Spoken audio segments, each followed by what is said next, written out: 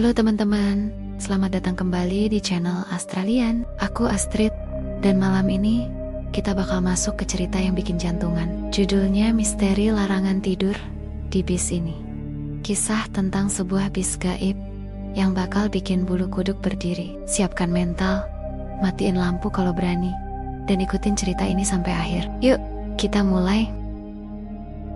Pernah gak sih kamu naik bis malam, terus tiba-tiba semuanya terasa aneh? Suasana sepi, lampu redup, dan ada sesuatu yang mengawasimu dari belakang. Nah, cerita yang mau aku bagikan ini bukan cuma sekadar mitos. Ini tentang sebuah bis yang kalau kamu sampai tertidur di dalamnya, kamu mungkin gak akan pernah bangun lagi di tempat yang kamu kenal. Ini kisahnya. Jam sudah menunjukkan pukul 11 malam. Seorang mahasiswa bernama Rian baru saja selesai ujian dan buru-buru naik bis malam. Jurusan 66, satu-satunya bis yang masih beroperasi ke kampung halamannya. Sopirnya, seorang pria tua dengan topi hitam, hanya mengangguk saat Rian membayar tiket. Tidak ada kata-kata, tidak ada senyum, hanya tatapan kosong yang membuat Rian merinding. Di dalam bis, hanya ada 4 penumpang. Seorang ibu paruh baya yang terus berdoa, 2 remaja cowok yang asik ngegame, dan seorang nenek di kursi belakang yang matanya tak pernah berkedip. Rian memilih duduk di tengah, mencoba tidur. Tapi, sesuatu terasa salah. Saat matanya mulai berat, ia mendengar suara bisikan, "Jangan tidur." Rian mengira itu halusinasi, sampai lampu bis tiba-tiba mati. Dan ketika nyala kembali, si nenek di belakang sudah duduk tepat di sebelahnya. Rian kaget, tapi nenek itu hanya tersenyum. Giginya hitam, bau anyir menyengat. "Kamu mau turun di mana, Nak?"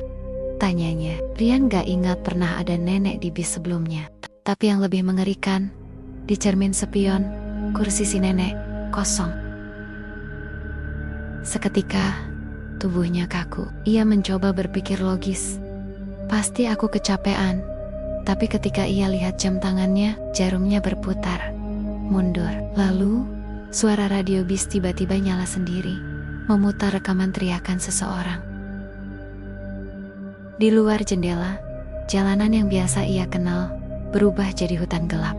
Dan semua penumpang lain menghilang. Hanya Rian dan sang sopir, yang kini pelan-pelan menoleh dengan wajah yang bukan manusia.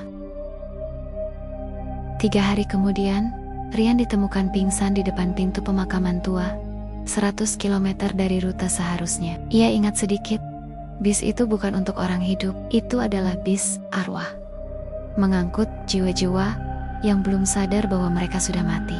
Sopirnya adalah pencabut nyawa, dan nenek itu, dia adalah penjaga gerbang. Tapi yang paling bikin merinding, di sakunya ada tiket bertuliskan, 1 kursi kosong, kau yang selanjutnya.